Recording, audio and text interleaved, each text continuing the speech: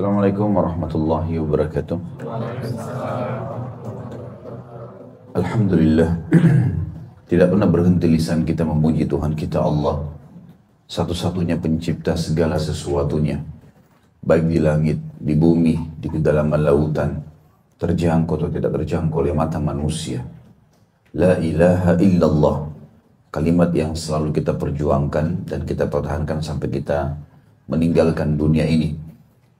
Kalimat yang kita yakini memang syarat daripada keislaman seseorang. Sang pencipta Allah telah menggantungkan segala kebutuhan kita untuk roda kehidupan di muka bumi ini dengan memuji namanya Alhamdulillah. Maka jadikan kalimat ini selalu membasahi lidah dan bibir kita. Selanjutnya kita panjatkan salam hormat yang penuh dengan cinta dan rindu kepada manusia terbaik. Manusia yang telah membawa kepada kita hukum halal-haramnya Allah, sehingga kita punya panduan hidup, tahu mana boleh, mana yang tidak boleh. Dan manusia yang terbaik ini telah dipilih oleh Sang Pencipta Allah untuk menjadi suri tauladan bagi semua manusia, tanpa melihat dari suku dan negara, serta warna kulit dan jenis kelaminnya. Begitu pula dengan umur. Dan siapapun yang menjadikan manusia terbaik ini sebagai suri tauladan, yang dipastikan dia akan bahagia. Karena telah tergambarkan dalam kehidupan manusia terbaik ini kebahagiaan, ketentraman hidup dalam rumah tangga, bersosial, berekonomi, berpolitik, serta yang luar biasa menang dari musuh-musuhnya dengan cara yang terbaik dan mendapatkan solusi terbaik dari setiap problem kehidupan. Oleh karena itu, siapa yang mengikuti manusia terbaik ini pasti akan mendapatkan hal yang sama. Karena sudah menjadi sebuah sunnatullah, sistem yang telah Allah ciptakan. Mengikuti orang baik maka akan baik, mengikuti orang buruk maka akan buruk. Mengikuti orang sukses kita akan sukses, mengikuti orang gagal kita akan gagal. Dan juga mengucapkan salam hormat pada manusia terbaik ini dijadikan ibadah oleh Sang Pencipta Allah, yang berarti akan menjadi pahala buat kita. Maka sangat wajar sebagai pengikut yang setia kalau kita selalu membacakan salawat dan taslim kepada Nabi besar Muhammad sallallahu alaihi wasallam. Tentu setelah libur Ramadan kemarin dari ta'lim, karena setiap orang di antara kita tersibukkan dengan ibadah-ibadahnya, dan semoga saja Allah subhanahu wa ta'ala menerima seluruh amal yang pernah kita kerjakan dan akan kita kerjakan sampai menjelang ajal datang nanti, serta diberikan pahala yang maksimal, keikhlasan yang maksimal, serta juga menjadi penyebab masuknya kita ke dalam surga Firdaus tanpa hisab. Tinggal bagaimana setiap orang di antara kita melanjutkan atau istiqamah di dalam mengerjakan ibadah-ibadah tersebut sampai menjelang ajal datang nanti. Lanjutkan bahasan kita buku Sahih Hadis Qudsi. Dan kita pada pagi ini semoga Allah berkahi masuk ke hadis nomor 17. Seperti biasa metode yang saya gunakan, saya akan rincikan terlebih dahulu judulnya, sehingga pada saat kita rincikan bisa difahami. Lalu kemudian kita akan membaca hadisnya, serta kita juga akan mengambil manfaat-manfaat dari hadis. Judul bahasan kita adalah peringatan terhadap orang yang menjadikan orang lain berputus asa dari rahmat Allah. Saya akan mulai saudaraku seiman dengan kalimat rahmat. Rahmat terjemahan bahasa Indonesia adalah karunia. Dan dalam bahasa kita pun karunia itu tidak dipakai kecuali pada sesuatu yang di luar kemampuan manusia atau mungkin bukan hal yang biasa. Seperti misal kalau hal yang biasa didapatkan orang makan dan minum misalnya, kalau kita mendapatkan itu kita mengatakan saya diberi makan dan minum. Kita tidak layak atau tidak pantas mengatakan saya dikaruniai makan dan minum oleh orang ini gitu kan. Karena kalau karunia lebih tinggi bahasanya.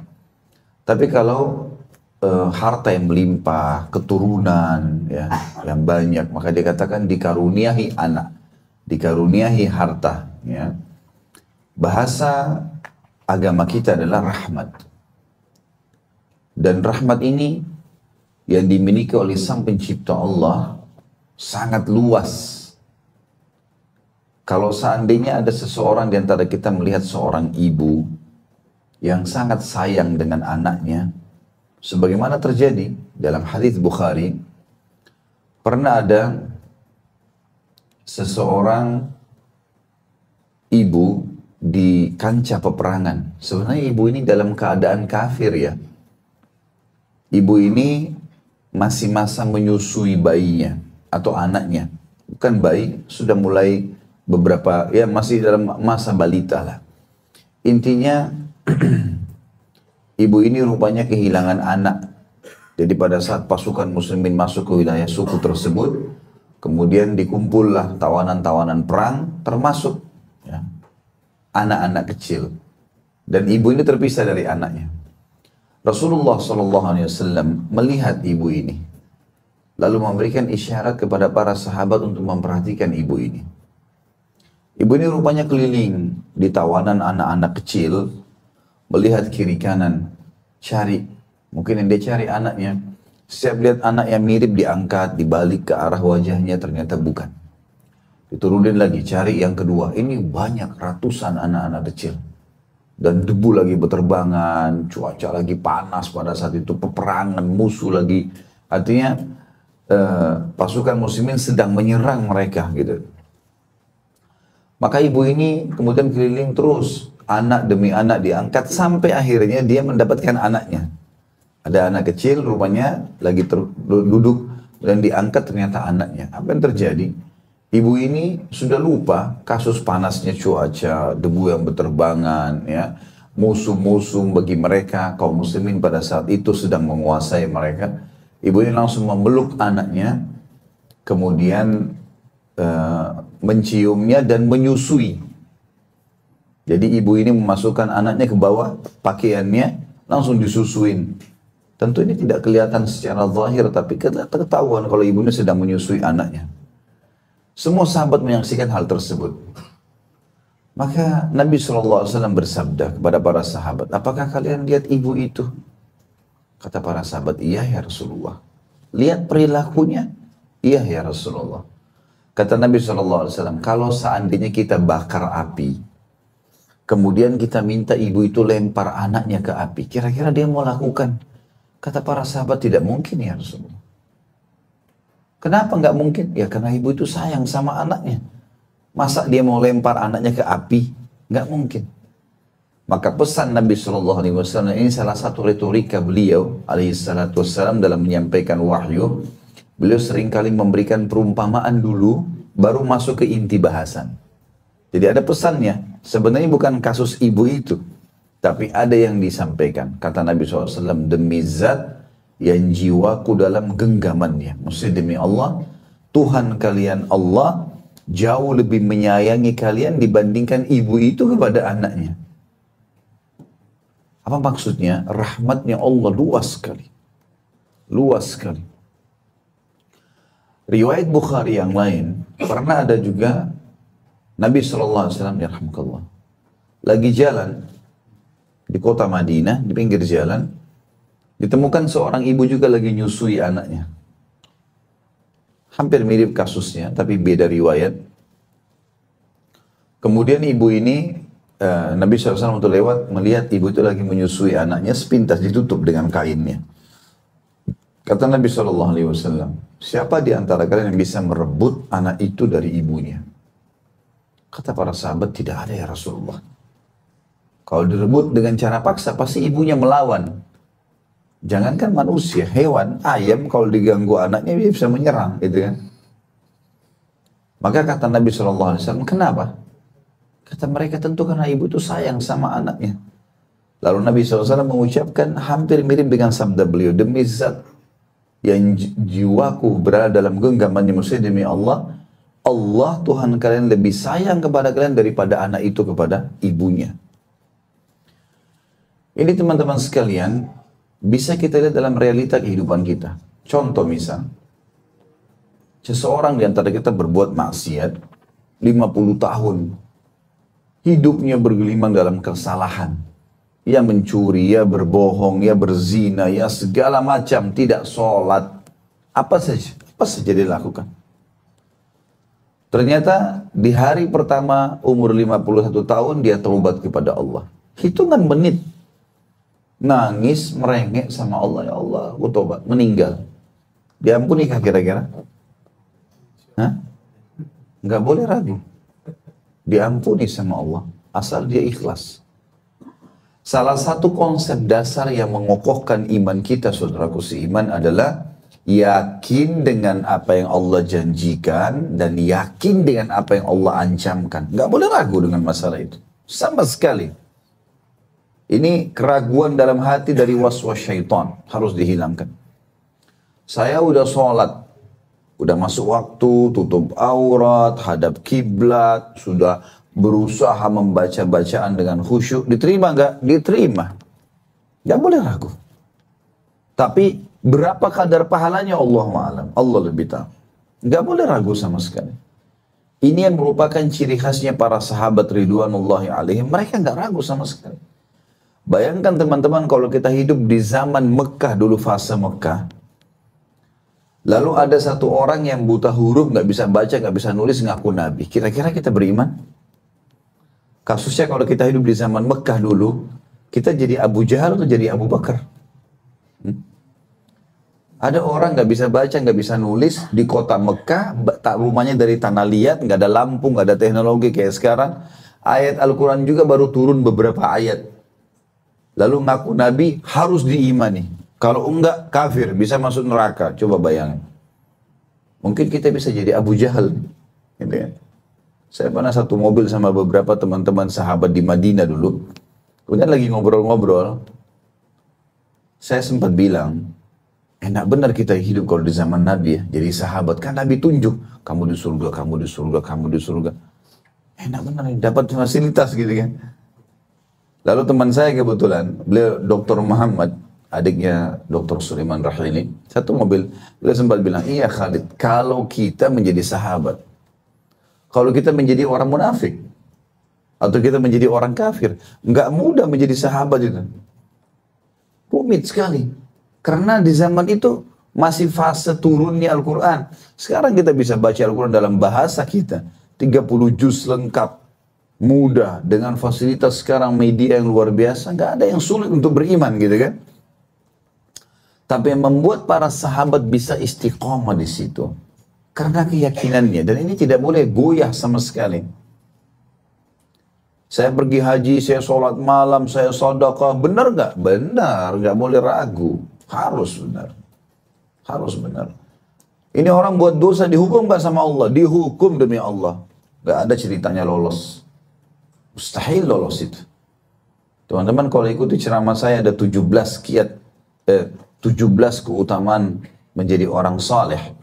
Salah satunya kita sebutkan dan pernah kita sebutkan di sini kan, dalam salah satu bahasan hadis kita tentang firman-firman Allah Subhanahu wa taala. Di antaranya dalam surah Al-Ankabut dan surah-surah lain, Allah Subhanahu wa taala berfirman, apakah orang-orang yang berbuat dosa itu mengira mereka akan luput dari hukuman kami? Sungguh buruk prasangka mereka. Mustahil. Kalau ada orang buat dosa teman-teman baru mengkhayal Allah tidak akan hukum, dia berpikir Allah tidak akan hukum, itu mengkhayal. Mustahil. Ancaman Allah datang. Berperilaku seperti orang-orang saleh sebelum kita sudah berlalu, seperti air hujan, air yang kita pakai ini airnya satu dari zaman Nabi Adam alaihissalam, bahkan sebelumnya ini aja air yang dikelola sama Allah. Mataharinya tetap matahari itu. Udara yang kita oksigen yang kita hirup ini saja terus seperti itu, nggak ada sesuatu yang baru. Allah mengatakan walan tajida li sunnatillahi tabdila, tidak akan pernah ada perubahan dalam sistem. Orang-orang yang baik yang lalu sebelum kita patuhi, kita ikutin, kita akan sama dengan mereka. Akibatnya sama. Nabi Musa, Nabi Isa, nabi-nabi sebelum kita kisahnya banyak dalam Al-Quran. Ikuti mereka, kita akan aman, gitu kan? Dalam arti kata, kita akan mendapatkan seperti apa yang Allah janjikan buat mereka. Kita ikuti Fir'aun, ikuti Namrud, ikuti orang-orang yang durhaka disebutkan dalam Al-Quran, akan sama akibatnya. Teman-teman berteman sama orang yang rajin ke masjid, ibadah, sholat, segala macam, maka kita akan sama dengan mereka. Kita ikutin orang-orang maksiat, kita akan sama dengan mereka. Tidak akan berubah itu, sunnatullah. Jadi nggak boleh ragu sama sekali teman-teman. Asal kita sudah ikuti syarat rukunnya, yakin diterima sama Allah. Nggak boleh ada keraguan. Buat dosa, takut, khawatir. Sampai para sahabat mengatakan, saya khawatir Allah subhanahu wa ta'ala menurunkan siksaannya gara-gara dosaku yang kecil ini. Sampai Ibnu Umar berkata radhiyallahu anhu, saya mengetahui diri saya berbuat dosa pada saat Allah haramkan saya untuk sholat subuh berjamaah di masjid. Kapan seseorang dari kita teman-teman ketiduran, itu berarti ada dosa kita. Ada yang menghalangi. Nikmat yang paling pertama diangkat oleh Allah bagi ahli maksiat adalah tidak bisanya dia berbuat ibadah. Itu nikmat yang pertama diangkat dari dia. Jadi malas akhirnya, gak mau baca Quran, gak mau sholat, gak mau sedekah, gak mau hadir di majelis ilmu. Itu awal nikmat yang diangkat sama Allah karena dosa yang dia lakukan. Itu bahaya sekali. Sampai seseorang di antara mereka berkata, aku mengetahui aku memiliki dosa pada saat aku melihat perubahan pada istriku. Tungganganku bahkan tikus yang masuk ke dalam rumahku. Langsung beristighfar kepada Allah. Kaum salafus salih kalau jalan kakinya tersentuh batu, innalillahi wa inna ilaihi raji'un. Astaghfirullah wa atubu ilaih. Langsung mereka mengucapkan kalimat istirja, menganggap ini musibah. Kok bisa kena gitu lah. Apa saja. Kadang-kadang orang di antara kita subhanallah tidak engah dengan ini. Sudah ban mobilnya kempes, sudah ada masalah, jalan sedikit ditilang, apalah peringatan Allah banyak sekali, tapi dia tidak engah. Nggak ada kalimat lisannya mengatakan astagfirullah wa atubu ilaih. Malah marah-marah dengan orang, malah caci maki, menambah dosanya. Kalau kita kerja di satu perusahaan teman-teman, dan kita sudah ikuti peraturan, kalau perusahaan ini profesional ya, kita datang on time, kemudian kita sudah coba jalankan semua peraturan perusahaan. Kira-kira di akhir bulan dapat terima gaji nggak? Hah? Ada keraguan nggak seorang pegawai kerja di satu perusahaan bagus, kemudian dia sudah kerja bagus? Kira-kira ragu nggak dia dapat gaji? Saya yakin nggak. Gitu kan? Bahkan dia sangat yakin tanggal sekian dia akan terima. Nggak ada keraguan. Akan ditransfer, akan dia terima dan seterusnya. Kalau nggak ada orang kerja di kantor. Kita bicara perusahaan yang profesional. Allah subhanahu wa ta'ala jauh daripada itu semua. Lebih jauh, lebih sempurna. Nggak ada sesuatu yang telat. Bagi Allah itu tidak mungkin janjinya dipungkiri. Inna Allah la yukhliful mi'ad. Allah nggak bakal mungkin pungkiri janjinya. Wa man asdaqu minallahi qila. Dalam ayat lain dikatakan, dan siapa yang lebih jujur daripada Allah dalam penyampaian. Maka kita harus paham poin ini teman-teman sekalian. Rahmat Allah ini luas sekali. Luar biasa luasnya. Sebagaimana nanti akan kita bahas hadisnya. Ya. Saking luasnya rahmat Allah, berapapun besar dosa kita akan dimaafkan. Dan Allah yang maha suci dan maha pemurah sangat gembira dengan taubat hambanya. Coba bayangin teman-teman kalau kita mau masuk ke alam manusia. Kalau ada orang pernah menggibah kita, ada orang pernah memukul, atau ada orang pernah berbuat apalah yang menyakitkan hati. Kemudian dia datang minta maaf setelah kita sakit hati. Bisa semudah itu kita minta maafkan? Atau kita gembira karena dia minta maaf? Kita memaafkannya sudah bagus kan gitu. Apalagi kalau kita mau gembira. Allah Azza wa Jalla malah gembira dengan taubat hambanya. Udah buat dosa Allah gembira malah.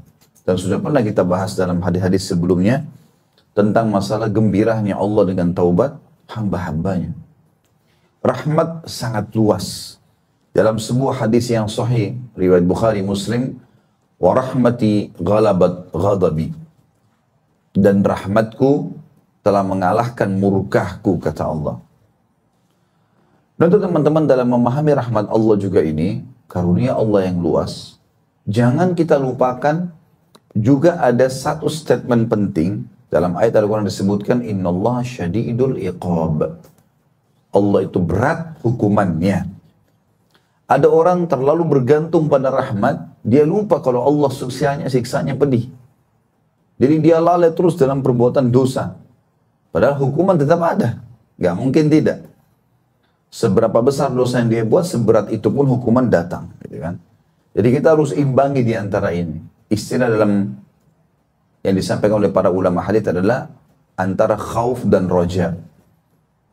Antara rasa takut kepada Allah, jangan sampai berbuat dosa lalu dihukum, dan roja dengan harapan yang sangat besar. Kita harus berada di antaranya. Artinya orang kalau berbuat dosa dia ketakutan, terus segera dia kembali dengan terus mengejar rahmatnya Allah Subhanahu wa ta'ala. Ini penting teman-teman sekalian. Mungkin ada syaitan yang membisikkan seseorang di antara kita pada saat Bapak Ibu sudah ikut pengajian, sudah mulai merasa tentram dengan ibadah, ya. Pertanyaan kecil kadang-kadang syaitan bisikan di benak kita, apakah ini sudah cukup? Ya. Atau ini sudah benar? Atau apalah pertanyaan ya, yang akhirnya membuat kita mengatakan, atau mungkin bahasa mengejek dari syaitan, kamu terlalu alim, nanti orang akan nilai kamu buruk, nanti, supaya kita tidak istiqamah. Ini kalau datang teman-teman harus ditepis. Baca isti'adzah, a'udzubillahi minasyaitonirrajim, dan istiqamalah. Demi Allah Bapak Ibu sekalian, saya bersumpah depan Bapak Ibu, atas nama Allah, kalau Anda mempertahankan ibadah sesuai dengan Al-Quran dan Sunnah, sholatnya, puasanya, jalankan ibadah-ibadah itu, maka demi Allah semua yang dijanjikan Allah pasti benar. Datangnya kesehatan, datangnya keturunan, datangnya segala macam ini pasti datang. Tapi kalau masih ada dosa yang mengganjal, mungkin itu yang jadi penghalang. Seperti saya pernah bahasakan, dosa itu seperti penyumbat di saluran air. Angkat penyumbat tersebut, kotoran, maka akan lancar semua. Kalau masih belum dibukakan, berarti masih ada dosa yang mengganjal. Beristighfar dan bertobat kepada Allah Subhanahu wa ta'ala, maka rahmatnya sangat luas. Rahmatnya sangat luas, ya. Seperti itulah. Kemudian judul kita, masuk dalam judul adalah peringatan terhadap orang yang menjadikan orang lain berputus asa. Kita bahas masalah putus asa. Putus asa berarti sama sekali menganggap tidak akan mungkin sembuh dari penyakit, tidak akan mungkin begini, tidak akan mungkin begitu. Ini sangka buruk dengan Allah, nggak boleh. Imam Az-Zahabi rahimahullah memasukkan dalam salah satu dosa besar yang beliau bahas dalam kitab beliau Al-Kabair, putus asa dari rahmat Allah. Kayaknya Allah nggak bakal ampuni saya nih. Kayaknya saya tidak bakal sembuh. Kayaknya saya tidak disayang sama Allah. Kayaknya. Ini semua sangka buruk, ini dosa besar. Bersangka buruk pada Allah dosa besar. Akhirnya membuat dia putus asa. Salah satu contoh misal teman-teman mungkin merasakan dalam hidup, kalau kita berbuat dosa, misal seseorang di antara kita insya Allah Allah selamatkan berbuat satu perbuatan, misal dia berzina, misal dia berbohong, maka salah satu hal yang dibuat oleh syaitan agar orang ini putus dari rahmat Allah, dia dari perbuatan zina mendapatkan dosa besar yang lebih besar daripada zina, itu putus asa dari rahmat Allah. Maka dibisikkan, kamu tidak akan diampuni oleh Allah. Kamu sudah kotor, kamu sudah najis, kamu sudah begini. Sudah terlanjur, ulangi aja lagi misalnya. Maka itu semua bisikan syaitan. Jangan diiyakan teman-teman. Ingat, akibat perbuatan pelanggaran akan sama dengan hukuman akibat orang yang melanggar sebelum kita. Mustahil berbeda. Allah bilang tidak akan terjadi perubahan. Melanggar dihukum, patuh akan dikasih. Selesai urusannya, konsepnya jelas kok. Tidak akan pernah berubah sebagaimana tadi air hujan tidak akan berubah. Tidak akan berubah matahari terbit pagi hari dan terbenam di malam hari, tidak akan berubah. Sunnahnya Allah tidak akan berubah. Sistem yang Allah telah buat tidak akan berubah. Maka istiqamah dalam masalah ini teman-teman sekalian. Dan itu yang terjadi pada kehidupan para sahabat. Mereka beristiqamah dalam masalah kebaikan. Kita lihat kehidupan para sahabat itu bertahan sampai mereka meninggal dengan ibadah-ibadah. Dan Abdullah bin Mas'ud radhiyallahu menitipkan pesan kepada kita, kalau siapa seseorang di antara kalian ingin mengambil pelajaran supaya dia selamat dan bahagia, ambil pelajaran kepada orang-orang yang terdahulu yang telah sukses dari para sahabat Nabi sallallahu alaihi wasallam. Karena sahabat-sahabat Nabi sudah ikut dengan Nabi, mencontohi mereka, dan sahabat Nabi Muhammad SAW lebih afdal daripada sahabat Nabi-Nabi yang lainnya. Sahabat Nabi Isa, sahabat Nabi Musa alaihissalam, sahabat Nabi SAW adalah sahabat-sahabat yang paling mulia.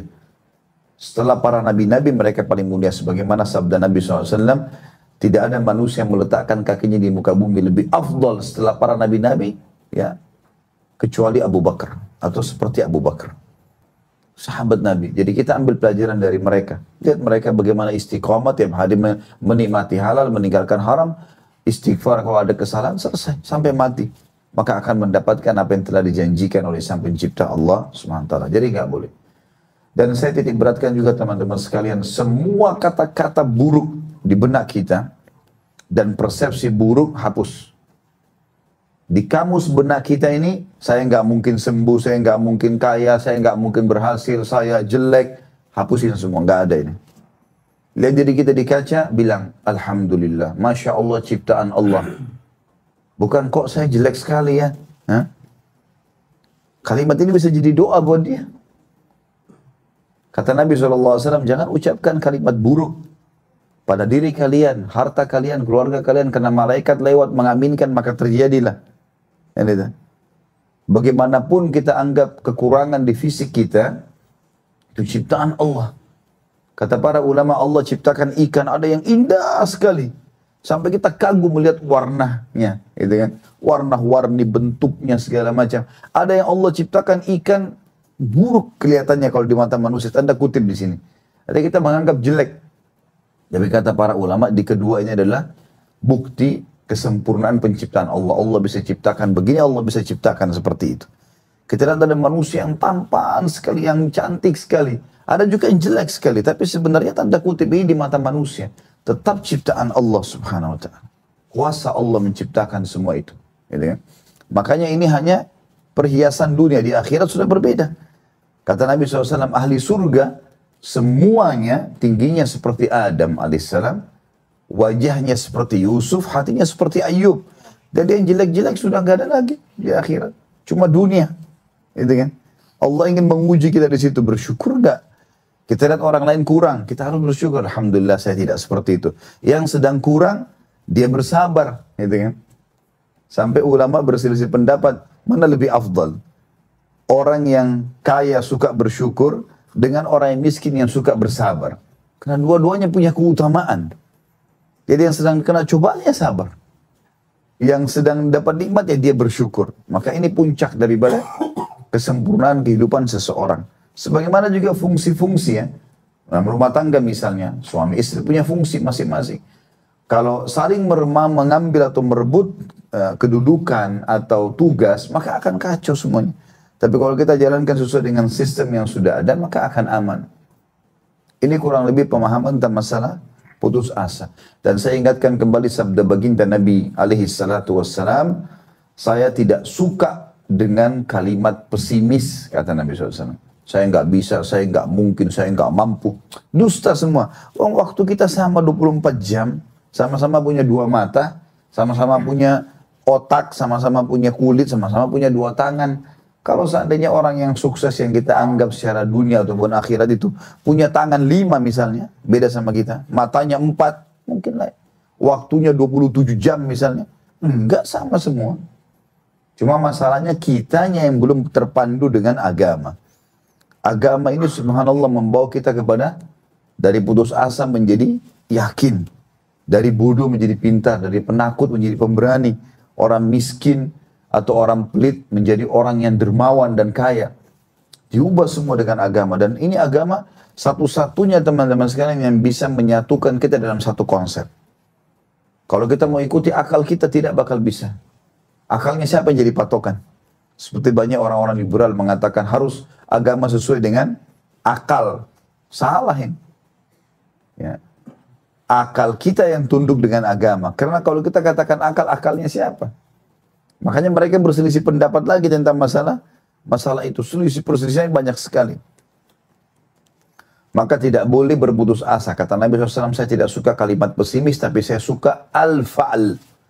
Kata para sahabat, ya Rasulullah, apa itu al-fa'al? Kata Nabi SAW, kalimat optimis. Saya pasti bisa. Saya akan sembuh. Saya akan dapat keturunan. Saya akan kaya. Saya akan masuk surga. Gitu kan? Seperti itulah. Ini poin-poin yang harus kita bangun dalam kehidupan kita. Kita ulangi lagi judulnya, peringatan terhadap orang yang menjadikan orang lain berputus asa. Kamu nggak mungkin diampuni sama Allah. Dosamu terlalu banyak. Kamu pasti masuk neraka. Nggak boleh semua kalimat-kalimat ini. Kecuali kalau orang itu sudah jelas-jelas meninggal dalam keadaan kafir, baru bisa. Kayak Fir'aun. Fir'aun di mana sekarang? Ya di neraka. Karena sudah jelas-jelas dalam pemahaman yang diturunkan wahyu, orang meninggal dalam keadaan kafir dan neraka. Tapi kalau orang masih hidup, gak bisa kita hakimi, gitu ya. Malah kita dianjurkan berbuat baik, mendoakan supaya dapat hidayah. Ya. Yang harus menghukumnya adalah pemerintah-pemerintah yang sudah diberikan kekuasaan oleh Sang Pencipta Allah. Kita masuk ke hadis pertama, di hadis nomor 817 ya, dengan sanad hasan. Ditulis itu ada hasan, kalau teman-teman yang pegang buku, berarti di bawah derajat sahih, tapi masih dipakai hadisnya ya. Saya bacakan hadisnya. Abu Hurairah radhiyallahu anhu berkata, aku mendengarkan Rasulullah sallallahu alaihi wasallam bersabda, kana rajulani fi bani Israel mutawakhiyaini, fakana ahaduhuma yudhnibu wal akharu mujtahidun fil ibadah, fakana la yazalu al mujtahidu yara al akhara ala dham, fayaqul aqsir, fawajadahu yawman ala dham, faqala lahu aqsir, faqala khallini wa rabbi abu ista alayya raqiba, فقال والله لا يغفر الله لك أو لا يدخلك الله الجنة فقبض أرواحهما فاجتمعا عند رب العالمين فقال لهذا المجتهد أكنت بي عالما أو كنت على ما في يدي قادرا وقال للمذنب اذهب فادخل الجنة برحمتي وقال للآخر اذهبوا به إلى النار. Perhatikan baik-baik teman-teman. Dulu ada dua orang di kalangan Bani Israel, kata Nabi SAW, yang bersaudara. Ini kata para ulama bisa bersaudara kandung atau memang bersaudara karena Allah. Salah satu dari keduanya sering melakukan perbuatan dosa dan yang satu lagi giat sekali beribadah. Orang yang giat beribadah ini selalu melihat yang lainnya, maksudnya saudaranya tadi, melakukan perbuatan dosa. Maka dia menegur, berhentilah. Suatu hari dia menjumpainya melakukan satu dosa. Maka dia menegurnya, berhentilah. Saudaranya menimpali atau membalas itu, menjawab, biarkan aku bersama Tuhanku. Jadi urusanku sama Allah. Apakah kamu diutus untuk mengawasiku? Ini si maksiat berkata kepada si ahli ibadah. Maka dia menjawab, demi Allah, kata si ahli ibadah nih, demi Allah, Allah tidak akan mengampuni dosamu, atau Allah tidak akan memasukkanmu ke dalam surga. Jadi dia memastikan itu ya, dengan jazam. Karena dia emosi tadi, menolak, orang ini menolak untuk ikut beribadah. Kemudian Allah mencabut nyawa keduanya. Lalu keduanya berkumpul di sisi Rabb semesta alam. Rabb artinya pencipta, pemilik, penguasa, ya, juga pemusnah. Allah bertanya kepada orang yang giat ibadah itu, apakah kamu mengetahuiku? Ataukah kamu berkuasa atas apa yang ada di tanganku? Maksudnya di sini sebenarnya terjemahan lebih tepat, apakah kau mengajariku? Jangan terjemahan apakah engkau mengetahuiku. Sebenarnya di sini adalah apakah kau mau mengguruiku, tanda kutip di sini ya, mengajariku tentang ada orang yang aku ampuni atau tidak. Itu bukan urusan kamu. Tugas kamu hanya berdakwah, sampaikan, luruskan, berhentilah, sadarlah. Tapi jangan vonis orang, kamu pasti masuk neraka. Bukan urusan kita itu, masuk surga atau masuk neraka. Yang jelas ini teman-teman, Allah berfirman kepada orang yang berdosa pada saat dia sudah meninggal, pergilah dan masuklah ke dalam surga dengan sebab rahmatku. Lalu Allah berkata, sedangkan kepada yang lain, yang ahli ibadah tadi, Allah berfirman, wahai para malaikat, bawalah dia ke dalam api neraka. Diriwayatkan oleh Abu Daud, tentu dengan sanad hasan tadi. Baik, seperti biasa kita akan ambil pelajaran daripada hadis ini. Pelajaran pertama teman-teman sekalian, dalam penyampaian atau pelajaran yang sering disampaikan oleh Nabi SAW, wahyu, seringkali ada cerita umat-umat sebelum kita. Dan yang paling sering disampaikan Bani Israel. Siapa itu Bani Israel? Bani artinya keturunan. Israel nama lainnya Nabi Yakub. Nama lainnya Nabi Yakub. Kan Ibrahim alaihissalam punya 2 orang istri, ada Sarah, dari Sarah lahir seorang anak namanya Ishak, diangkat jadi nabi. Kemudian dari istri yang kedua Hajar lahir Ismail, juga dinobatkan menjadi nabi. Dari keturunan Ishak ini, anak Nabi Ibrahim alaihissalam dari istri pertamanya, ada anak lagi lahir cucu Nabi Ibrahim namanya Yakub, juga dinobatkan menjadi nabi. Sebagaimana Allah sebutkan dalam surah Maryam, A'udzubillahi minasyaitonirrajim, wa wahabna lahu Ishaqa wa Yaqub wa kullan ja'alna nabiyya. Dan kami karuniakan kepada Ibrahim, Ishak dan Yakub. Yakub ini disebutkan namanya, dan dia adalah nama lainnya Israel. Jadi kalau dikatakan Bani Israel adalah keturunannya Nabi Yakub. Ada alasan teman-teman kenapa disebutkan Bani Israel. Karena setelah Nabi Yakub alaihissalam, semua nabi yang ada di muka bumi kebanyakan pada saat itu dari Bani Israel. Yang Allah sebutkan dalam Al-Quran ya. Allahu alam kalau Allah masih menobatkan nabi-nabi di tempat lain. Tapi yang jelas dikenal dengan nabi-nabi Bani Israel. Setelah Yakub ada anaknya Yusuf. Setelah Yusuf ada Musa, ada Harun, ada Daud, ada Sulaiman, ada Ayub, ada Yunus, ya, ada Isa alaihissalam, dikenal dengan nabi-nabi Bani Israel. Nah seringkali pelajaran pertama yang kita ambil dari hadis ini adalah penyampaian Nabi SAW juga tentang umat-umat sebelum kita, terutama dari Bani Israel. Dan ini wahyu. Hanya saja perlu digarisbawahi teman-teman, bedakan antara penyampaian Nabi SAW tentang Bani Israel dengan informasi yang disampaikan Bani Israel kepada kita. Ini beda. Saya ulangi lagi.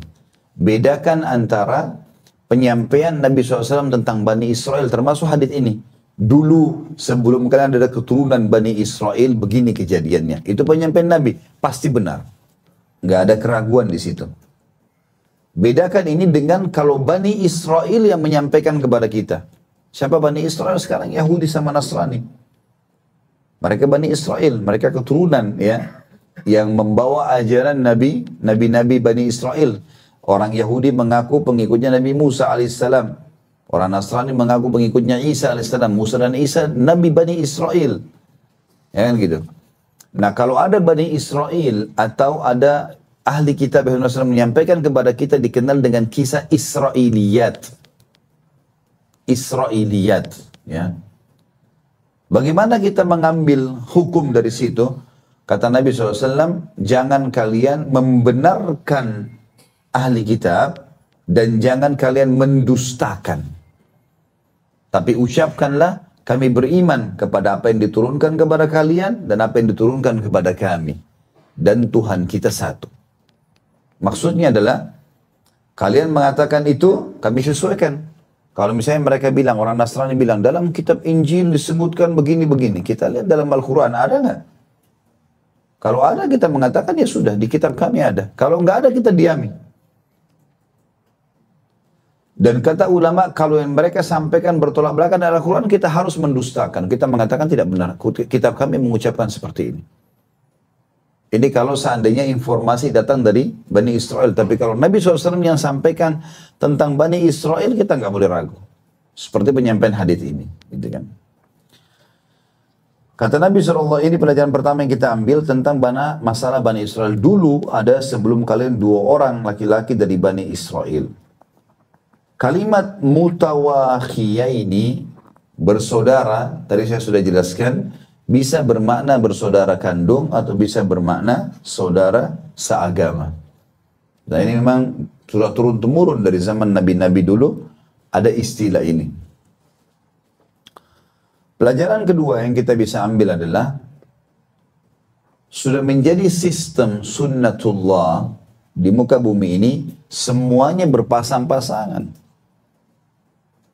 Pelajaran kedua dari hadis ini adalah semua berpasang-pasangan. Ada malam dan siang, ada muda dan tua, ada laki-laki dan perempuan, ada sehat dan sakit, ya, ada kuat dan lemah, ada kaya dan miskin. Memang sudah sunnatullah itu.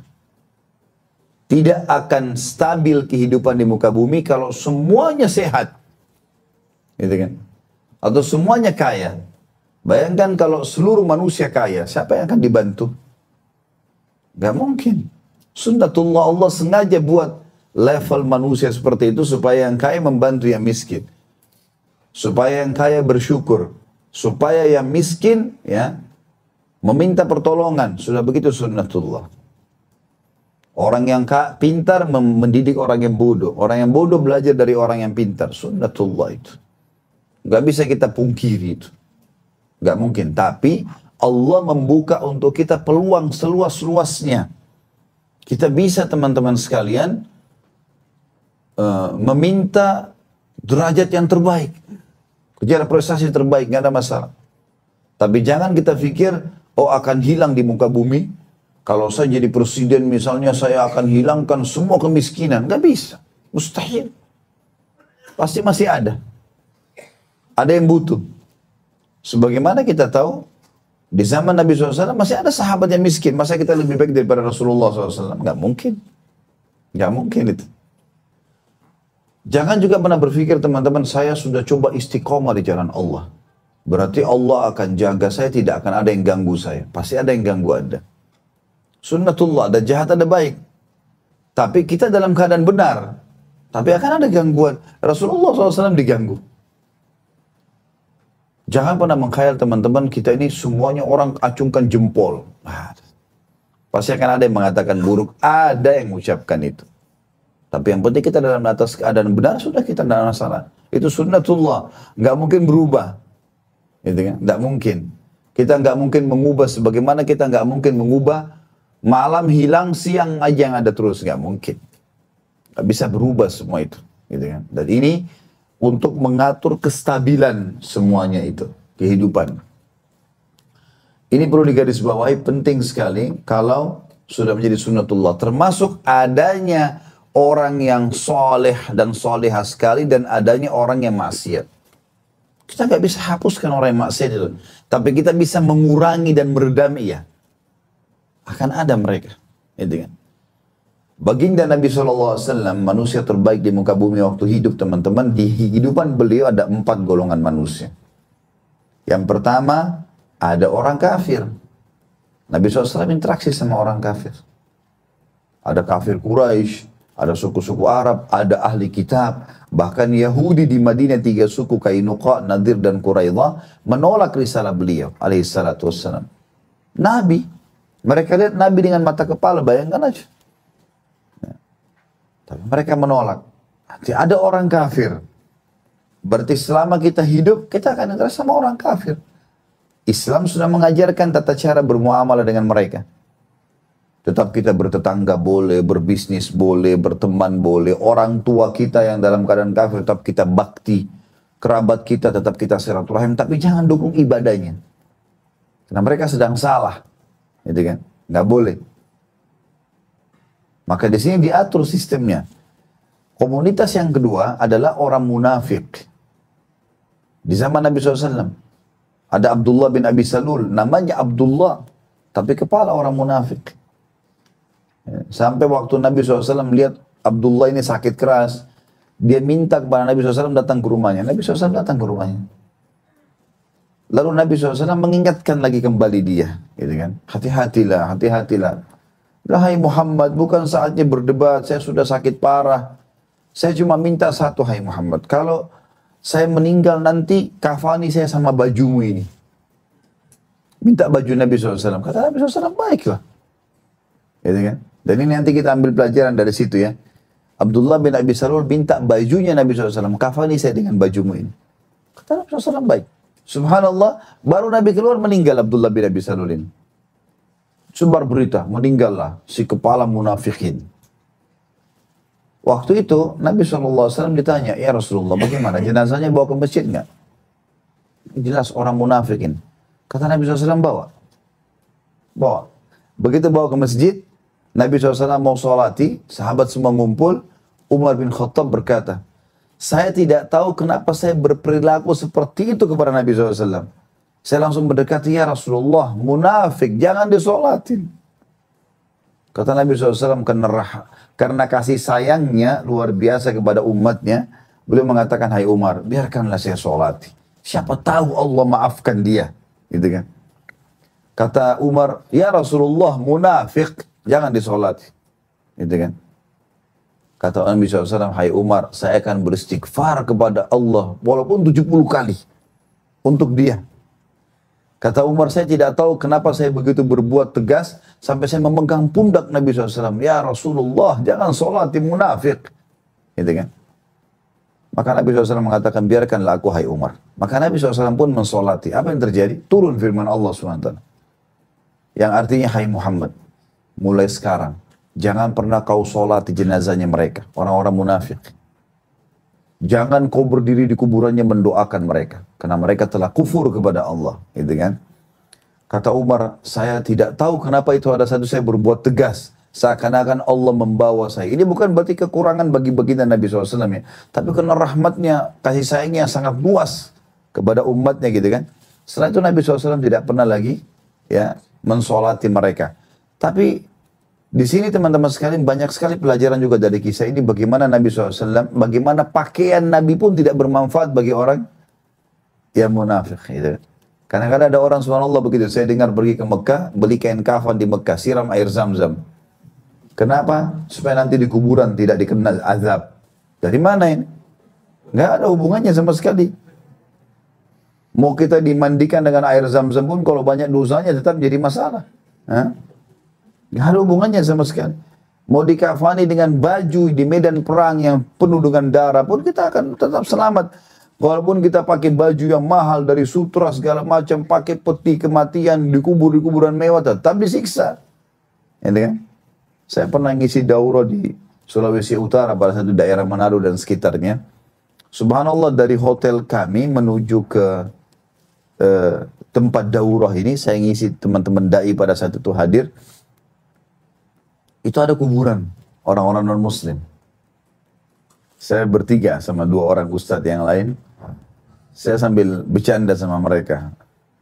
Ini kalau kita lewat di sini, kalau orang-orang kuburan ini bisa bicara, mereka berharap kita nggak lewat nih. Karena kita lewat, kita doain Allah tambahin azab nih. Kalau orang beriman kan kita doain tambah bagus gitu.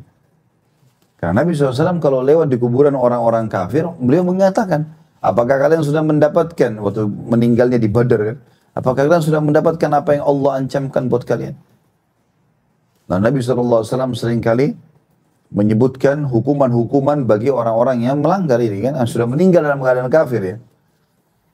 Maka saya bilang kemudian sama ikhwah, coba perhatikan kuburan-kuburan. Kuburannya mewah, ada yang pakai marmer, ada yang pakai keramik, dirapin. Semewah apapun kuburan dibawa lagi disiksa. Itu konsepnya. Walaupun cuma dari tanah biasa, kayu saja mungkin tandanya atau batu biasa, tetap jadi taman dari taman surga. Itu keyakinan seorang muslim, gitu kan.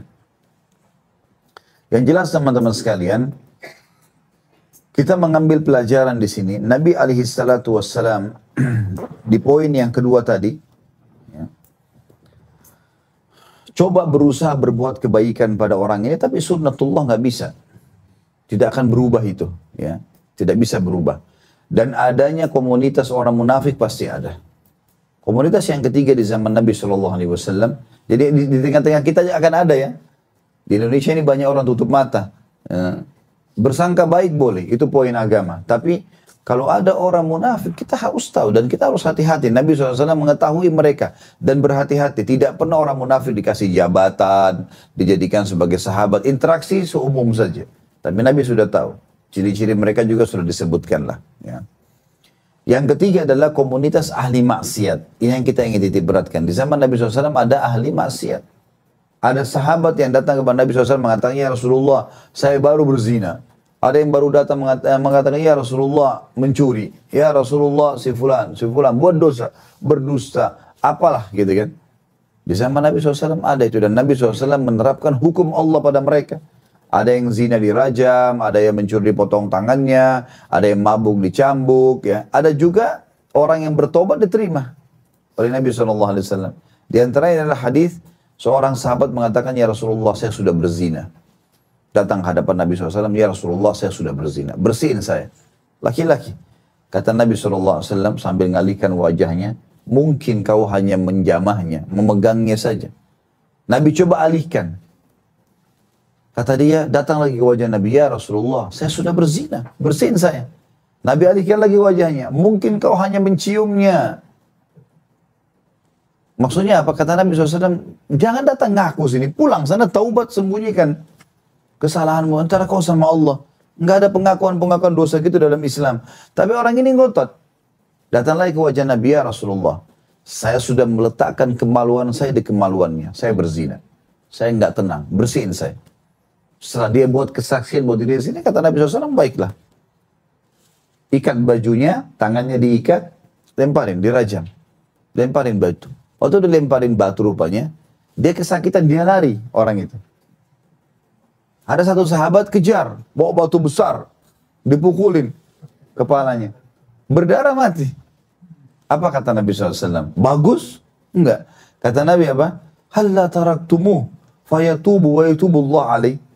Tidakkah kalian biarkan aja dia lari? Supaya dia taubat dan Allah terima taubatnya. Karena kan ini shock terapi semestinya. Sebenarnya kan begitu. Jadi tidak boleh kita terlalu berlebihan dalam masalah-masalah seperti ini, teman-teman. Artinya orang dihukum ya. Ada orang kadang-kadang dendam sama anaknya sendiri. Anaknya buat salah satu, itu terus dimarahin gitu. Kenapa ini, teman-teman sekalian? Kita kan tujuannya mendakwahi. Ya. Berdakwah ini, teman-teman, butuh ketenangan hati, kelapangan dada. Kita lagi butuh memperbaiki keadaan dia.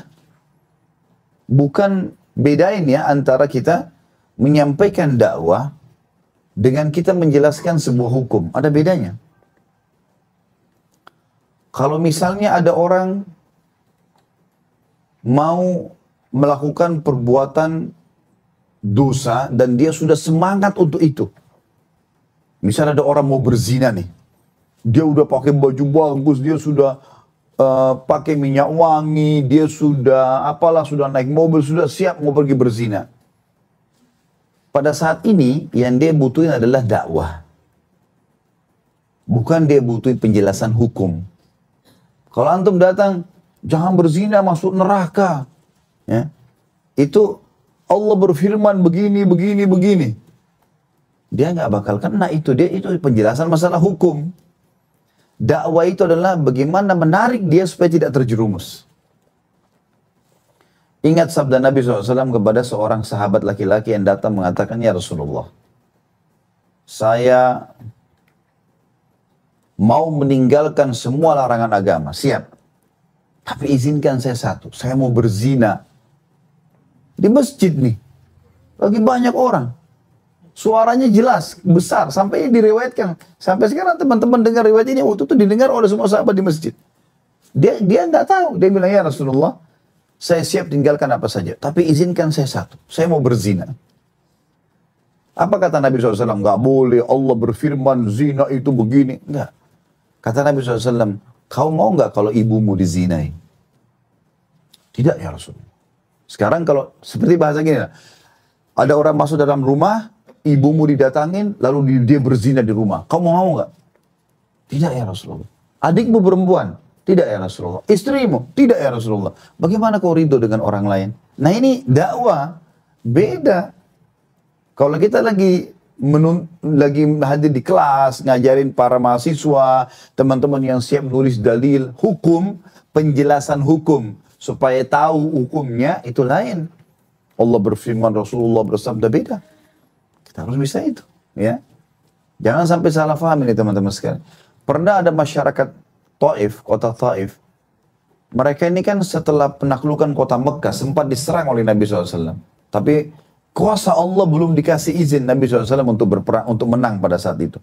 Sampai kata Nabi SAW, pulanglah. Karena Allah tidak mengizinkan kita membuka kota Taif. Pada saat itu teman-teman sekalian, waktu Nabi SAW pulang, pasukan pulang. Tentu ini kisah panjang, tapi yang jelas waktu Nabi SAW balik, dan ini sudah saya jelaskan di kajian Sirah Nabawi. Waktu Nabi SAW balik ke Madinah, rupanya utusan Taif datang. Mereka bilang, ini kalau kita nggak masuk Islam, percuma kita nggak bisa keluar dari benteng, muslimin memata-matai kita segala macam. Gitu. Baik, pergilah ke Muhammad. Datang utusan tokoh-tokohnya, hai Muhammad, kami mau masuk Islam. Tapi izinkan kami riba. Begitu. Kata Nabi SAW, Allah haramkan, nggak bisa. Gitu kan? Nggak bisa praktek itu. Kemudian mereka pulang lagi musyawarah. Gimana nih? Baik. Riba kita terima deh, gak usah dilakukan. Minta izin zina. Hai Muhammad, kami mau masuk Islam. Kami siap tinggalkan riba, tapi izinkan kami berzina. Kata Nabi SAW, Allah haramkan. Nggak bisa. Ya. Kembali lagi musyawarah. Gitu kan. Hai Muhammad, kami siap beriman. Baiklah, kami nggak zina, kami nggak riba. Ada beberapa dosa disebutin gitu kan. Terakhir dia bilang, tapi kalau kami masuk Islam, ada patung kami di sana, kami nggak mau hancurin. Kalian saja yang hancurin. Kata Nabi SAW, baik, kalau itu nggak ada masalah. Saya akan utus orang ke sana. Diutuslah Amr bin As yang dulunya pemimpin Mekah. Gitu kan. Juga mereka orang Taif tahu kalau orang ini penyembah berhala. Datang hancurin patung mereka. Setelah ratusan tahun mereka sembah sebagai Tuhan, akhirnya ditinggalkan oleh orang-orang tersebut.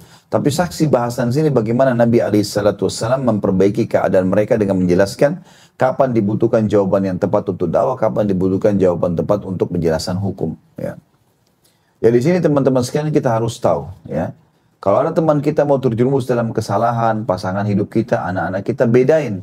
Bedain antara kita sedang membacakan sebuah pelajaran yang butuh dalil 1, 2, 3, 4, 5 karena orang siap mau mengetahui hukum. Kayak Bapak Ibu hadir di sini, siap mau tahu hukumnya apa nih, dalilnya apa, itu nggak ada masalah. Bedain dengan orang kalau dalam kondisi sudah mau berbuat dosa, mau bunuh diri, mau berzina, mau mencuri, ini butuh dakwah. Rangkul dia supaya jangan terjerumus, gitu kan. Maka itu poin juga yang perlu digarisbawahi teman-teman sekalian. Dan sunnatullah akan ada orang bermaksiat di sekitar kita. Ini komunitas yang ketiga di zaman Nabi SAW. Kita tidak mungkin lebih baik daripada Nabi. Jadi walaupun presiden kita seorang doktor, profesor, hafal Quran, ulama besar, semua menterinya juga begitu, semua gubernur juga begitu, tetap saja akan ada interaksi sama orang kafir, interaksi sama orang munafik, interaksi sama ahli maksiat. Pasti ada. Dan komunitas keempat adalah orang-orang soleh, dan ini akan mendominasi. Umar bin Khattab siapa yang tidak kenal teman-teman sekalian? Tegas enggak Umar? Hah? Luar biasa tegasnya Umar. Sampai kata Nabi SAW, demi zat yang jiwaku dalam genggamannya, hai Umar, kalau kau, hai Ibnu Khattab, maksudnya Umar bin Khattab, kalau kau lewat di sebuah lembah, syaitan lihat, syaitan akan lari, cari lembah lain.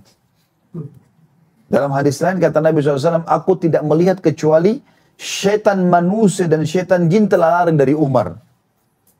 Tapi tahu nggak teman-teman sekalian, di zaman Umar bin Khattab, cambukan untuk peminum khamar, itu kan 40 derah. Di zaman Nabi SAW 40 kali dicambuk. Zaman Abu Bakar 40 kali. Di zaman Umar jadi 80. Didobel sama Umar. Kenapa? Makin banyak peminum khamar. Sama zaman Umar loh ini. Tapi Umar tegas. Hukum Allah dikasih. Ya. Karena wilayah Islam makin luas. Gitu kan? Di zaman Umar, karena banyak orang baru masuk Islam, penyihir menyebar sana sini. Kata Bajalah bin Abdah, rahimahullah, salah satu gubernurnya Umar bin Khattab di Irak, beliau mengatakan telah datang suratnya Umar bin Khattab kepada kami 1 tahun sebelum beliau meninggal, agar kami memenggal leher semua penyihir laki-laki dan penyihir perempuan. Karena banyaknya pada saat itu, maka Umar bin Khattab mengambil keputusan tegas, gitu kan. Di sini teman-teman sekalian kita lihat bagaimana ya Umar bin Khattab mengambil sebuah, atau dalam kehidupan beliau menghadapi itu. Sampai di zamannya beliau juga beliau sempat berkata, ini saya sudah angkat di kisah Hudzaifah bin Yaman radhiyallahu anhu, kisah tablik akbar sejarah sahabat bulan lalu. Dan insya Allah hari ini kita akan bahas sahabat yang selanjutnya, Ammar bin Yasir radhiyallahu anhu. Di zaman Hudzaifah bin Yaman adalah sahabat Nabi yang dikenal dengan sahibus sir, orang yang mengetahui rahasia Nabi SAW. Sampai dia satu-satunya orang yang tahu nama-nama orang munafik. Di zaman Umar bin Khattab jadi khalifah, sempat dia bilang, Umar mengatakan, riwayat mengatakan Umar selalu menggunakan jasanya Hudzaifah untuk mengetahui apakah ada orang munafik di pemerintahannya atau tidak. Karena Hudzaifah tahu, si fulan. Tapi Hudzaifah tidak mau sebutin namanya. Kata Hudzaifah, Umar bin Khattab pernah bertanya kepadaku, 2 pertanyaan yang unik bagi Hudzaifah. Yang pertama, Umar bilang, hai Hudzaifah, apakah Rasulullah memasukkan aku salah satu dari orang munafik? Kata Hudzaifah, sama sekali tidak. Dan saya tidak akan menyampaikan kepada siapapun setelah kamu, hai Umar. Karena ini kan berarti, oh kamu bukan munafik. Nanti orang lain pada datang semua, saya munafik gak? Saya munafik gak? Kata Hudzaifah, demi Allah saya tidak akan sampaikan setelah kamu. Pertanyaan yang kedua adalah di zaman khilafahnya beliau sempat bilang, ini saksi bahasan kita. Hai Hudzaifah, apakah ada di antara gubernurku orang munafik? Kata Hudzaifah, ada satu orang. Umar bin Khattab kecolongan. Ya. Ada satu orang, ahli ibadah, hafal Al-Quran, tapi orang munafik dari zaman Nabi. Umar bin Khattab anggap orang ini sahabat, gitu kan. Kata Hudzaifah, ada satu orang. Siapa namanya? Hudzaifah nggak mau sebutin. Demi Allah saya nggak akan bilang. Rasulullah suruh rahasiakan, gitu kan. Jadi kita juga bukan berarti ada orang munafik lalu kita bongkar-bongkar sembarangan. Tidak, kita tahu orangnya, lalu kita berhati-hati dari mereka. Sebagaimana Rasulullah SAW sudah contohkan kepada kita. Tidak dikasih jabatan, berhati-hati dari mereka. Dan perkataannya jelas kok. Islam bilang A, dia bilang B. Haram dihalalin. Itu ciri-ciri orang munafik zaman Nabi SAW. Muslimin mau bersedekah, oh ini yang ria. Orang mau jihad tuh, apalah segala macam. Selalu dia menghadang. Ya. Kalau orang menerapkan hukum Allah, itu ciri orang munafik. Sudah tahu jangan dijadikan teman. Sudah selesai. Tapi nggak perlu ada hukuman, dipenggal lehernya, apalah segala macam. Enggak. Karena Nabi SAW contohkan kita untuk itu. Tapi Umar bin Khattab di sini bayangkan orang yang tegas dalam agama kecolongan juga. Tapi ada komunitas ini kan. Sampai kata Hudzaifah, akhirnya Umar mencopot orang itu karena Allah mengilhamkan dalam hati Umar kebenaran. Kata Hudzaifah, gitu kan. Maka Umar tahu orang ini, ditelusuri kemudian dicopot dari jabatannya. Apa yang jelas teman-teman sekalian, ada komunitas ini. Yang saya ingin titik beratkan pelajaran kita kedua dari hadis adalah bagaimana tadi dikatakan ada orang sebelum kalian, kata Nabi SAW, dua orang bersaudara, yang satu ahli ibadah, yang satu ahli maksiat. Ahli maksiat ini akan tetap ada. Sampai kalau kita bahas tentang tanda-tanda hari kiamat, kata Nabi SAW, tidak akan terjadi kiamat besar, meletusnya gunung-gunung segala macam, kecuali kepada ahli maksiat. Nanti orang beriman akan dimatikan oleh Allah SWT. Kata Nabi SAW, Allah akan utus angin ya, yang akan mengerenggut semua jiwa orang beriman. Dalam hadisnya dikatakan, yang dalam hatinya ada seperti biji sawi dari keimanan. Gitu kan? Dan walaupun kalian sembunyi dalam jantung di tengah-tengah gunung, maka niscaya angin itu akan masuk dan merenggut nyawa kalian. Sehingga tidak tersisa kecuali orang buruk, ahli maksiat semua nih. Gitu kan? Dan pada mereka lah terjadi kiamat itu. Bukan berarti kita gampang-gampangin ya, bukan. Tapi kita harus paham teman-teman kalau ini akan ada komunitas di sekitar kita. Dan itu adalah ajang dakwah kita. Itulah kesempatan kita. Kalau tidak ada orang buat maksiat, kira-kira kita mau dapat pahala dari mana? Amar ma'ruf nahi mungkar ini. Gitu kan? Kita harus tahu kalau ada itu. Ini pelajarannya. Gitu kan? Kemudian yang ketiga teman-teman, pentingnya dakwah. Kita harus menyampaikan. Tapi tidak boleh vonis. Orang ini kan sebenarnya ahli ibadah sudah bagus ya. Berhenti, jangan maksiat itu boleh. Dakwah itu, penyampaian hati-hati. Gak boleh, nah, seterusnya kita ingatkan. Itu gak ada masalah. Tapi tidak boleh memvonis. Karena orang ini memvonis teman-teman. Orang ini vonis. Waktu dia sudah ingatkan 2 kali saudaranya ini. Berhenti, jangan buat maksiat. Orang itu lalu membantah. Saudaranya membantah mengatakan, apakah kamu diutus oleh Allah untuk mengawasiku? Gitu kan? Karena rupanya dakwanya ditolak, dia marah nih. Kau tidak akan masuk surga. Allah tidak akan ampuni kau. Bahaya kalimat vonis ini yang tidak boleh. Nggak boleh sama sekali. Beda kalau kita sampaikan gini. Kalau misalnya kamu tetap dalam kemaksiatanmu, bisa kamu dihukum oleh Allah. Bisa. Itu kuasa Allah. Itu lain. Tapi kalau kita vonis, kamu ini ahli neraka. Kamu ini kafir, kamu ini begini. Sementara tidak ada indikasi itu, gitu. Makanya tidak boleh teman-teman sekalian. Ya, makanya dari awal tadi saya bilang rahmatnya Allah luas sekali dan kita harus menggunakan kalimat-kalimat optimis. Banyak orang tua anaknya nakal gara-gara kalimat lisan dia. Anak saya ini susah sekali diatur, ya jadi tambah susah lah diatur. Ya Allah berikan hidayah anak saya. Nak, semoga Allah ubah kamu supaya mudah diatur. Kalimat yang baik. Kenapa harus kalimat yang buruk? Gitu kan? Saya menyesal nikah sama kamu. Menyesal terus nanti. Kenapa harus bilang kalimat menyesal? Saya menyesal beli mobil ini, menyesal beli rumah ini. Kenapa harus menyesal? Qadarullah ma syaa fa'al. Mau lebih baik, ubah lebih baik. Tidak usah banyak ngomong. Langsung aja kita praktek, ya. Itu lebih baik. Nah, ini penting harus digaris bawahi. Di sini teman-teman sekalian, tidak boleh memvonis orang adalah sebuah hal yang dititik beratkan. Ini yang menjadikan dia sebagai dosa besar. Memvonis. Tadi kan judulnya peringatan terhadap orang yang menjadikan orang lain putus asa. Kau tidak akan diampuni. Apa yang terjadi di sini? Kata Nabi SAW pada saat keduanya direnggut nyawanya, sebagian ulama hadis mengatakan, Allah dengan kemahakuasaannya membuat bersamaan mati. Yang ibadah sama ahli maksiat. Lalu ahli ibadah ini malah akan dihukum oleh Allah. Kata Allah SWT, apakah kau mau mengajariku? Atau kau ya ingin menguasai, ya, berkuasa atas apa yang ada di tanganku? Maksudnya kau yang tentukan orang di surga atau neraka. Gara-gara itu Allah mengatakan kepada ahli maksiat, pergilah ke surga dengan rahmatku. Dan dikatakan kepada ahli ibadah, karena fonisannya tadi, pergilah ke neraka. Bawa ini orang ke neraka, dihukum. Gitu kan. Jadi kita nggak boleh memfonis orang. Kalau ada orang kurang ibadahnya teman-teman depan mata kita, kita mengatakan, semoga Allah berikan hidayah. Alhamdulillah saya tidak seperti dia. Boleh. Tapi jangan vonis. Selama dia belum meninggal. Karena subhanallah rahmat Allah luas. Ada orang sebelum menghembuskan nafas terakhir taubat kepada Allah. Baik Ustaz, ada orang kalau dari diskotik tabrakan, mati. Ya. Dalam keadaan dia muslim. Apa dia masuk neraka atau surga? Kuasa rahmat Allah. Saya tidak bisa vonis di surga atau neraka. Tapi perbuatan dia salah pada saat dia ke diskotik. Tapi tidak boleh kita vonis. Karena dia masih muslim kan. Kalau mereka dalam keadaan kafir beda.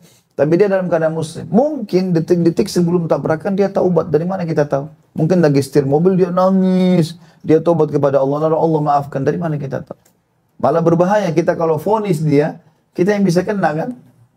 Tidak boleh kita memvonis ini. Sekali lagi kembali kepada kalimat optimis dan kalimat yang baik. Semoga Allah berikan hidayah. Semoga Allah mudahkan. Semoga Allah begini. Biasakan kalimat itu teman-teman sekalian. Ya. Kita lagi sakit pun semoga Allah sembuhkan dan seterusnya. Baik, kita pindah ke hadis nomor 18. Dan kita harus membaca sampai hadis ke-19 ya. Karena ini satu bab dia. Hadis ke-18 dengan sanad sahih dari Jundab radhiyallahu anhu bahwa Rasulullah SAW bersabda, an rajulan qala wallahi la yakfirullahu li fulan.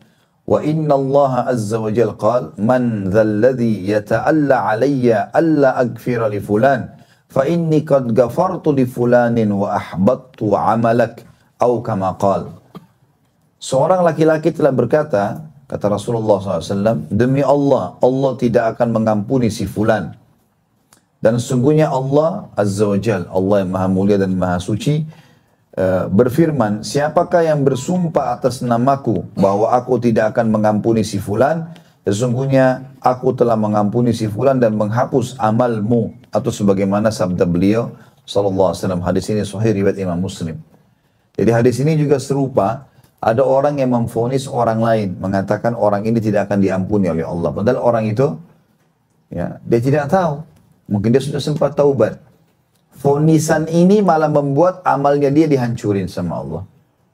Jadi nggak boleh teman-teman sekalian. Jadi masuk dalam bab sombong, takabur, merasa diri lebih hebat, lebih ahli ibadah, lebih berilmu, ini semua tidak boleh ada.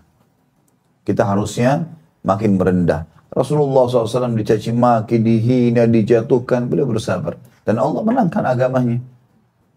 Bahkan teman-teman sekalian, kalau ada orang-orang yang buruk, ya, ahli maksiat, sengaja mengolok-olok kita, sengaja menjatuhkan kita, sengaja menyebutkan keburukan, malah kita diam. Jangan malah dilawan, malah ditantang, malah dijawab, itu jadi tambah masalah. Jadi panjang lebar gitu kan. Kalau kita dakwahi berbeda, tapi kalau kita mau, apalagi sekarang kayak di medsos, akhirnya balas-balasan, itu makin hanya akan mengorbit ahli maksiat, makin akan membuat mereka dikenal dan seterusnya, tidak ada gunanya.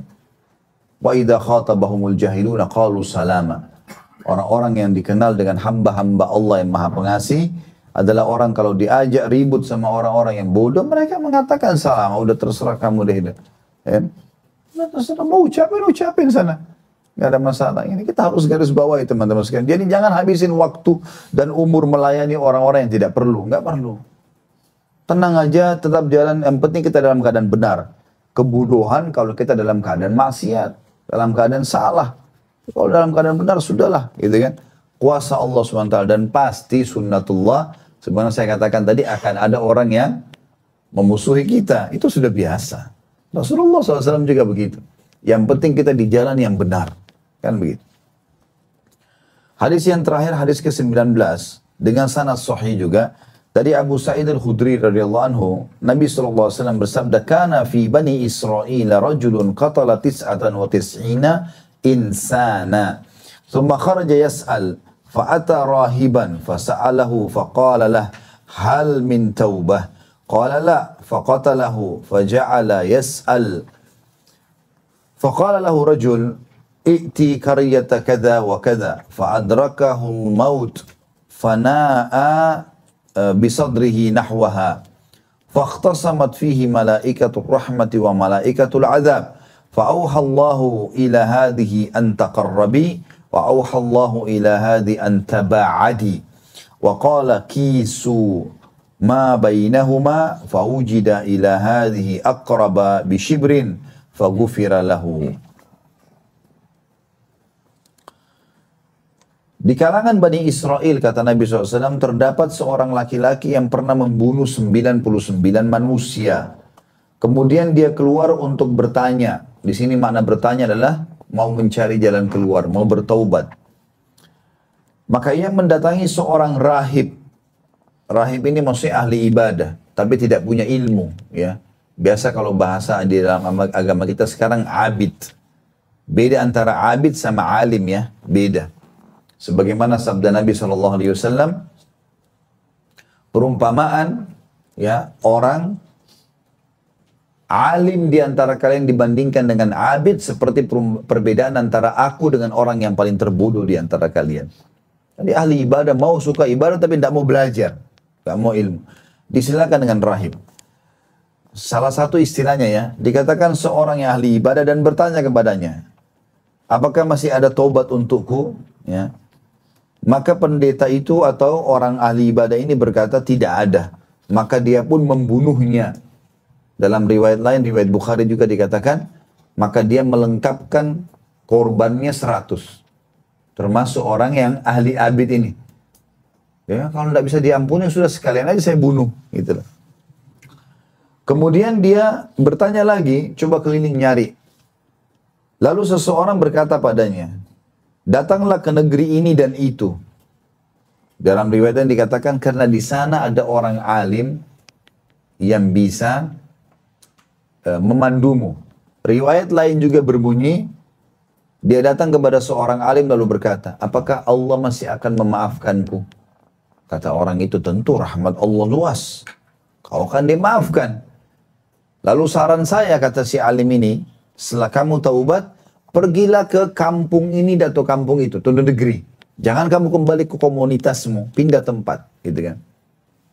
Maka orang ini pun setelah taubat, dia pergi ke negeri yang ditunjuk oleh orang alim. Kemudian kematian menjemputnya. Lalu dia dengan dadahnya lebih cenderung ke negeri tersebut sejengkal. Maksudnya pada saat dia jatuh, badannya itu lebih dekat kepada negeri yang dia mau perbaiki keadaannya daripada negeri yang dia awalnya bermaksiat.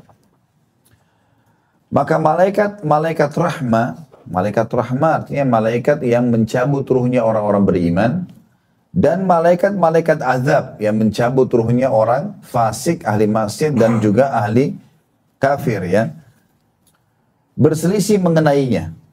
Lalu Allah mewahyukan kepada negeri ini supaya mendekat. Ada riwayat lain mengatakan, maka Allah mengutus malaikat yang ketiga menengahi dua malaikat ini. Karena malaikat rahmah harus membawa ruh ini ke surga, ya diperlihatkan. Kemudian yang malaikat azab akan membawanya ke neraka, diperlihatkan nerakanya gitu kan. Maka Allah mengutus malaikat yang ketiga lalu mengatakan kepada mereka, coba hitung ke negeri mana lebih dekat. Kalau dia lebih dekat ke negeri yang dia taubat itu, yang dia mau perbaiki keadaannya, maka berarti dia malaikat rahmah yang ambil ruhnya. Tapi kalau dia lebih dekat dengan tempat maksiatnya, maka malaikat azab yang mengambilnya. Ya, seperti itulah. Lalu Allah mewahyukan kepada negeri ini supaya mendekat dan mewahyukan kepada negeri yang lainnya supaya menjauh. Maksudnya negeri yang dia mau datangin untuk memperbaiki keadaannya, Allah dekatkan dengan kuasa Allah sebagai pencipta. Dan Allah mengatakan kepada negeri yang dia maksiat menjauhlah. Maka tertarik tanah dengan kuasa Allah sehingga akhirnya dia lebih dekat kepada tempat tobatnya sejengkal. Kemudian Allah berfirman kepada para malaikat tersebut, ukurlah jarak keduanya. Ternyata didapati dia lebih dekat satu jengkal kepada negeri yang baik itu sehingga dia diampuni dosa-dosanya. Diriwayatkan Imam Bukhari dan Imam Muslim. Hadis ini memberikan pelajaran banyak sekali teman-teman sekalian. Yang pertama adalah pelajarannya, memang rahmat Allah sangat luas. Bayangkan seseorang sudah membunuh, kita bunuh satu orang saja, itu sudah berat rasanya. Ya, kan? Dalam beberapa riwayat, masih diperselisihkan oleh para ulama, apakah dia dhaif atau dia hasan, tapi ada yang menghasankan sebagiannya, seorang mukmin atau seorang muslim tetap dalam keadaan kelapangan hidup selama dia tidak membunuh jiwa. Membunuh ini agak berat memang ya. Membunuh ini akan membuat orang sumpek sepanjang hidupnya. Itu kalau satu. Kalau dia membunuh 99, 100 orang. Beda kalau orang jihad di jalan Allah itu perintah Allah beda. Allah lapangkan dadanya. Tapi kalau tidak ada sebab, ada orang gitu iseng suka membunuh orang. Nah, maka ini akan berat sekali. Orang ini membunuh 100 jiwa. Tapi dia niat ikhlas, mau taubat. Mau meninggalkan. Jadi jangan sampai teman-teman kita punya teman SMP, teman SMA. Dulu kita tahu ugal-ugalan, nakal, segala macam. Sekarang ikut pengajian kita. Kok kamu di sini? Kita seakan-akan heran. Jangan. Masya Allah, ahlan wa sahlan. Silakan masuk. Sambut dia. Duduk di sebelah kita kalau perlu. Kamu kan dulu yang suka narkotika. Kamu kan dulu yang suka zina. Kamu kan, jangan sebutin keburukannya orang-orang sekarang baik. Sekarang yang dilihat bukan yang lalu. Ya kan gitu. Pernah ada seorang mantan pezina bertanya kepada saya. Tapi dari kertas di pengajian. Dalam kertas. Ustaz saya dulu pezina, saya segala macam gini-gini. Masih bisa nggak Allah ampuni saya? Saya masih layak nggak dapat laki-laki soleh? Saya bilang subhanallah, kalau Anda menikah dengan orang mukmin, maka orang mukmin tidak akan lihat masa lalunya. Kita kalau orang beriman teman-teman sekalian, kita lihat di depan mata. Nggak usah korek-korek yang tidak kelihatan. Nggak bisa kita bilang sama istri, kau bersumpah atas sama Allah, pernah zina nggak? Untuk apa? Kalau dia bilang iya. Hah? Sakit hati nggak? Nggak usah. Depan mata kita kan nggak kelihatan. Allah suruh menghakimi kita secara zahir.